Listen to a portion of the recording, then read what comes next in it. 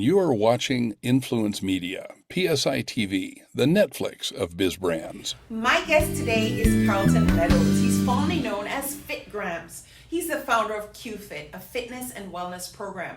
Karlton is ex-military, holds 3 master's degrees, and is one of America's top fitness professionals, receiving endorsements from top officials including Governor Arnold Schwarzenegger, the Department of the Navy, and the United Special Operations Command. He's an overcomer, reinventing himself from a sickly, scrawny, last-picked, bench-riding kid with club feet to become America's first and only 20-year Navy veteran with service-connected disabilities to make a historic collegiate track debut as a walk-on to the University of Tampa at age 45.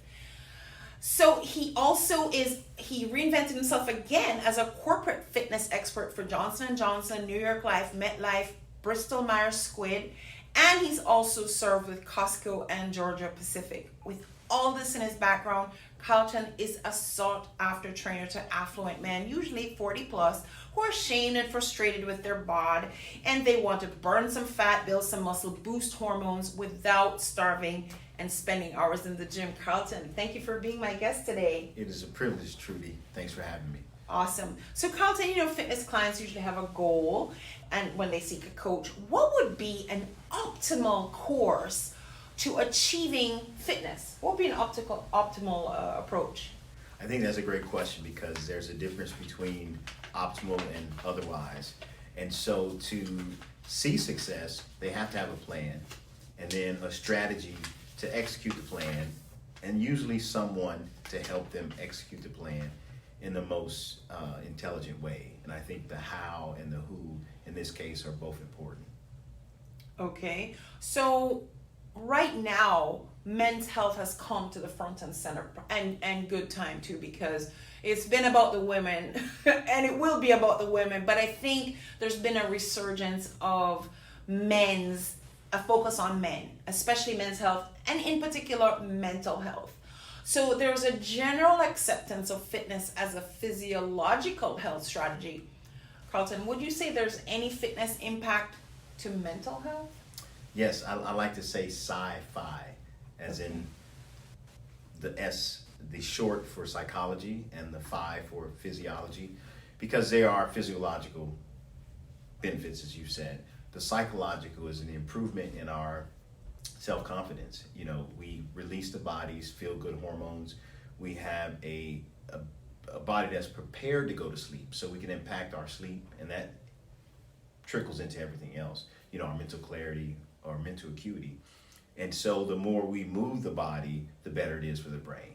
The physical therapists will tell you that motion is lotion for the muscles, but now more neuroscientists are saying the brain benefits from the body being in motion. Yeah, I think there's a dopamine effect from movement. Yeah, that's dope. So, Karlton, in researching you, I saw a mention of habit stacking. What is habit stacking? Well, basically, if you have something that you are already doing, like going to bed, then you stack another habit with that one. And for me, I typically take a arginine formula at bedtime. And what formula? Arginine, an L-arginine formula. Oh, okay. So that's it's part a of your supplement. strategy. So Okay, that's part of my strategy. I know I'm going to go to bed, Right. so I take that and go to bed. Some people put things in the bathroom because they know they're going to brush their teeth or shave first thing in the morning. Right. So their declarations or affirmations may be in the bathroom because Right. they know they're going to brush their teeth. So they've got the affirmations right there. So with me, when I talk to people, if there are things that they're already doing, what can we pair with that? And for moving, okay, you've got these reports you got to read. You can read them on the treadmill. You can read them on the stationary bike. You can have it recited to you while you walk. So there are habits that you already do, then kind of link some of your tasks with those habits.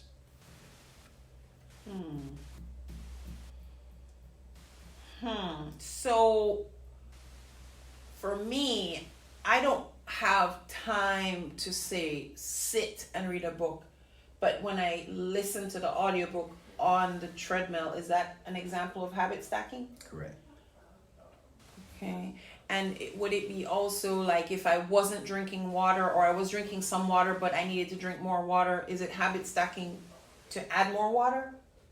You're just improving on your habit. I'm just improving on my habit. So there's a difference between improving on a habit and habit stacking. So if I understand you correctly, you're saying that you're trying to pair something that they're already doing With something they need to do. with something they need to do.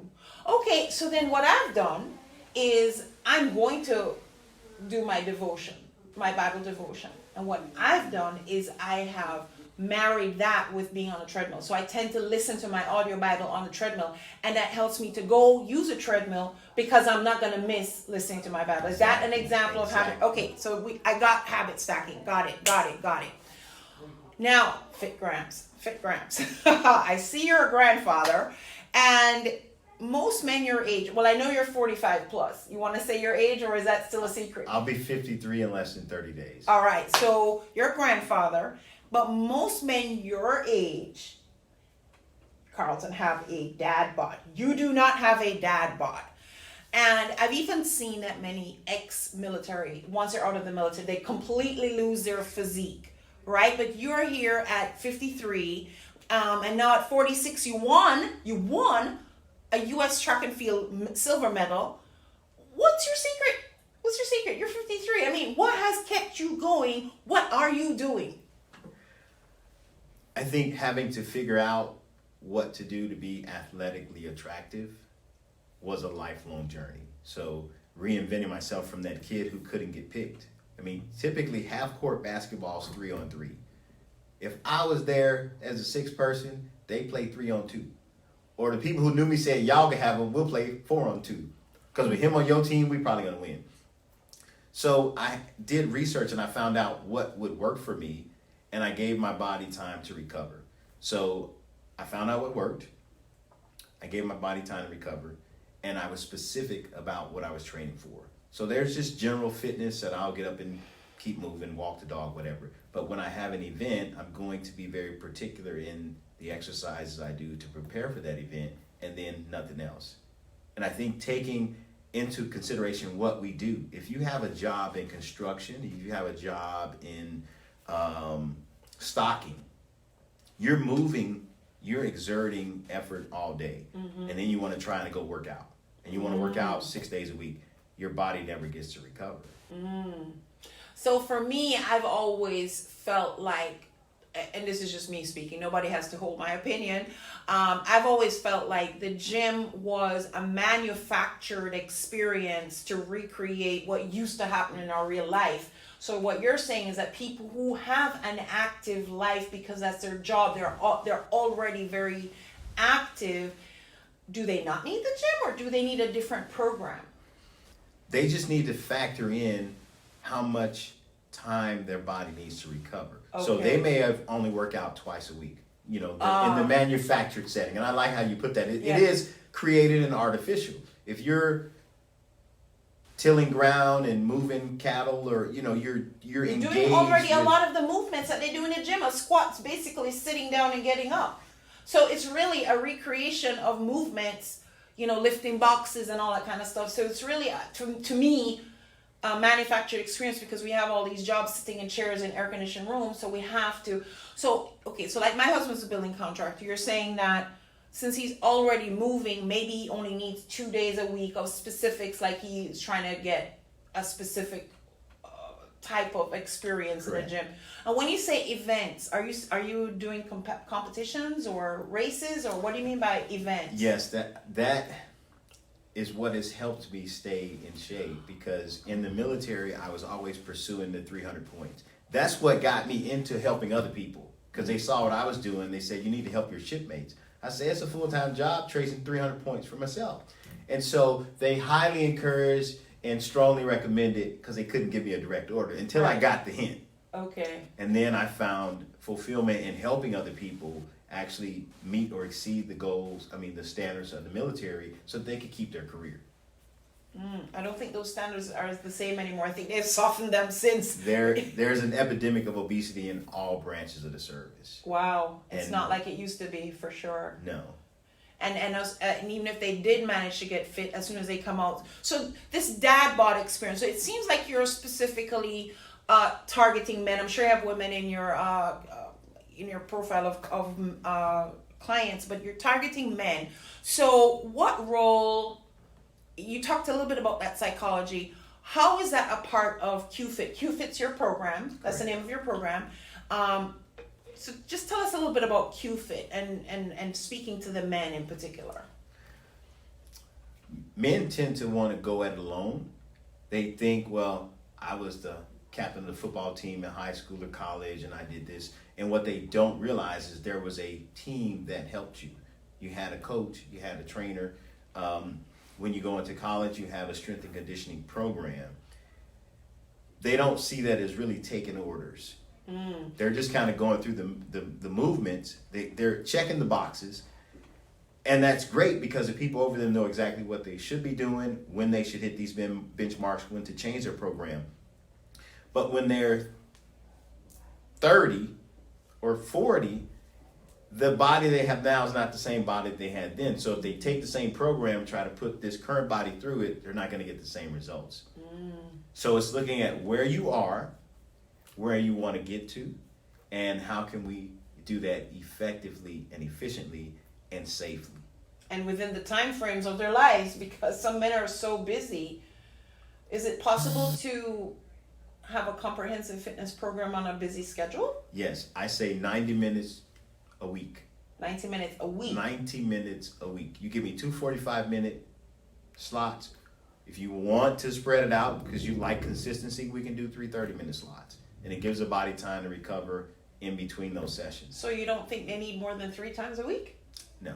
So all this 5 times a week, 7 times a week, like most women do, you're saying that's not necessary? There's something called exercise-induced illness and exercise-induced cancer. I've never heard of that before. Have you heard of fitness models with tumors? The guy from Biggest Loser, Bob, Coach Bob, ended up with cancer. Cancer is just extraneous growths in the body. So free radicals just get the run of the mill. The challenge with always working out, the body's in a state of disrepair and your immune system is suppressed. Your resistance drops. There are lots of athletes like FloJo and all that. They all somehow you're like, how does this supposedly healthy person who appears to live this healthy lifestyle have all these illnesses? You're saying there's something called what do you say? Exercise-induced illness and exercise-induced cancer. Oh my gosh. We say we tear the muscle down and it repairs itself and it gets stronger. Yeah. We only want to tear it down at a rate that it can repair itself. So it should be building the body up, and that occurs when they're not in the gym. When they're in the gym and working out, there's constant tear down and no time for the body to reassemble itself. Wow. That's probably why you seem to have a focus on rest and sleep. Yes. I mean, you can be intoxicated with fatigue or you can be intoxicated with alcohol. The outcomes are pretty similar. Oh, wow. Okay. Well, I have a new respect for sleep. So how does fitness move from an activity we engage in to being a lifestyle? Because honestly, I've had my yo-yo moments. I mean, I'm all gung-ho and I keep it up and then I forget it. How does someone really move from it just being an event, a periodic event, to being a lifestyle? I heard you mention something about it when you're in the military. You got some mindset shift on something somewhere. What happened? What's that? I don't know what that is. Sustainability. Mm-hmm. If a person develops proficiency, I think they can develop a passion, or at least not a hatred for something or an aversion to something. And when they can achieve, you want a little more of that achievement. So you set yourself up for success by creating something that you can sustain and look forward to. But it also delivers the results. So there's a balance.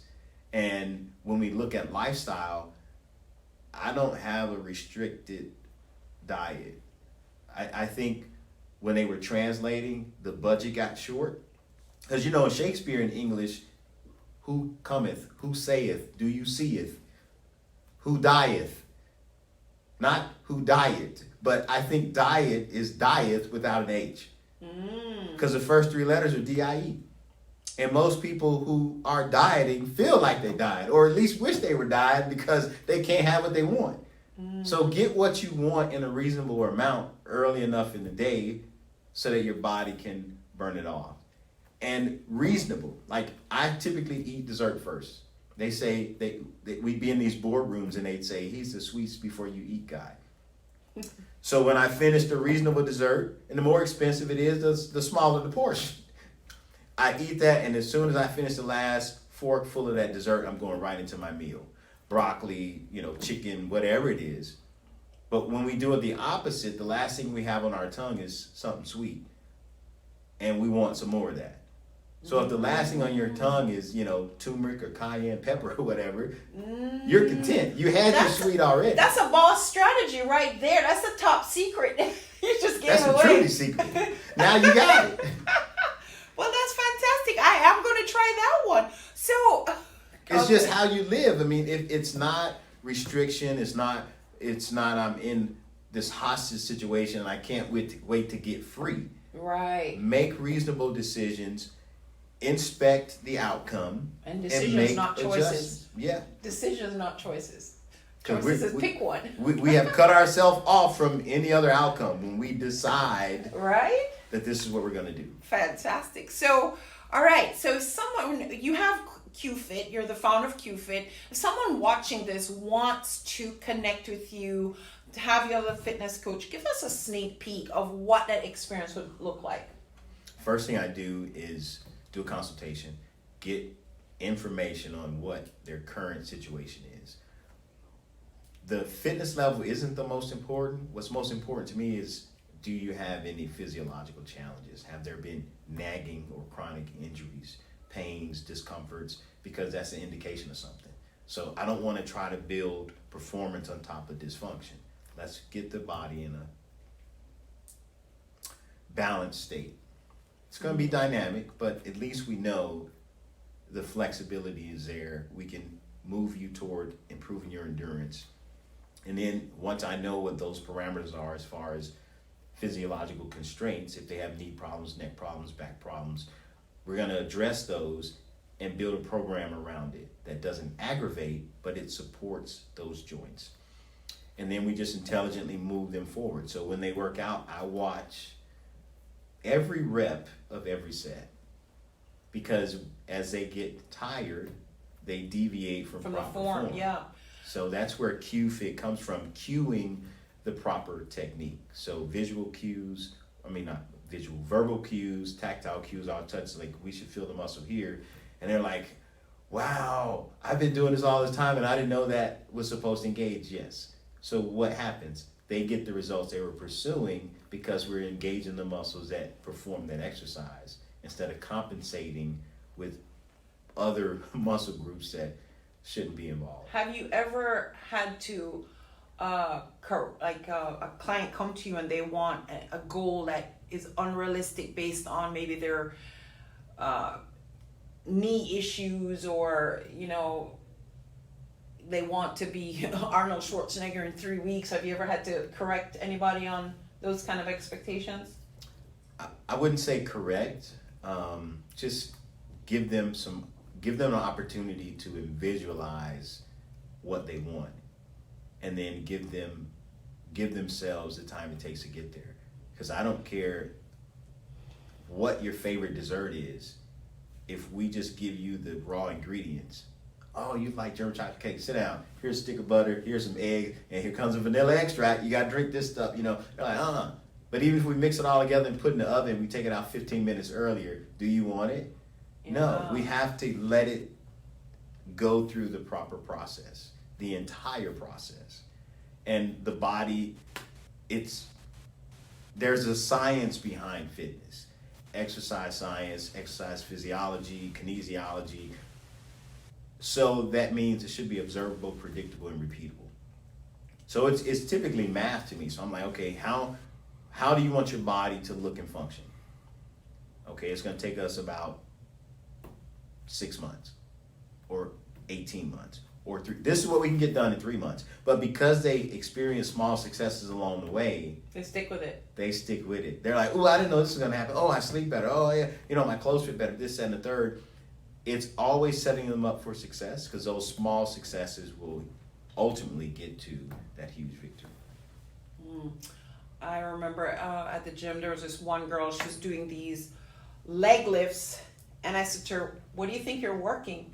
And she thought she was working her abs. I said, you have to crunch the abs. You're lifting you're working your I think the hip flexors. I'm like, so the reason why I bring that up is a lot of people are doing copycat things in the gym. They're not hiring a trainer. They think they can wing it, and I know that that's not the case. But, I just wanted to put it out there, guys, that you can't, winging it, copying somebody else's program, based on what Karlton's saying, there's need for some customization around your dreams and your limitations. Yes. We heard that earlier. The wandering generality versus the meaningful specific. Yeah. The program if it was designed for the person that's doing it, then that's the specific piece. But if I just go grab a program offline, I don't know what the goals of that person are. Right. And I don't know what the expected outcomes are. I see a picture and I think, okay, well, this is the before and after. What happened in the middle? So let's get your goal and design a plan specifically for it and a strategy, because a plan without a strategy is useless. If you don't execute, the plan is not going to be fulfilled. So with people looking online, if they know in fact that the person that is doing those exercises is about their same age, the vitals are about the same, the demographics are about the same, then you can probably expect similar outcomes. But it is important to know what muscles are being targeted so you can make sure those are working. Because some people are just flinging and it looks like they're doing emotion, but like you said, when you tap, you should feel it here, and they're like, I'm not feeling it. I feel it up here. Yeah, because they're just doing a look-alike. Wow, Karlton, is there anything else you'd like to share? The intro was great. I was like, I gotta meet that guy, but it can't possibly encompass all I've done. So right. I was a co-author for America's Top Trainers Answer Your Fitness and Nutrition Questions, a fitness model for the book Ab Reveals. It's put out by Human Kinetics, one of the major publishers for fitness, or at least I should say, intelligent fitness programs. There's a lot of science in their books, and I think that's about it. Fitgrams.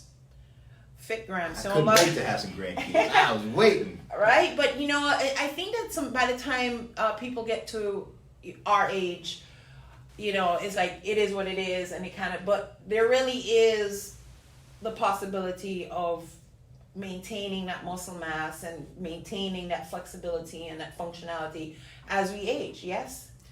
It's possible and it's essential. I was not that concerned. I lost weight to run track.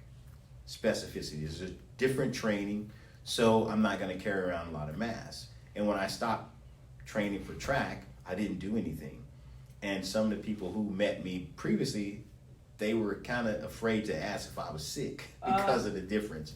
Well, we lose 5% of our lean body mass per year after age 25.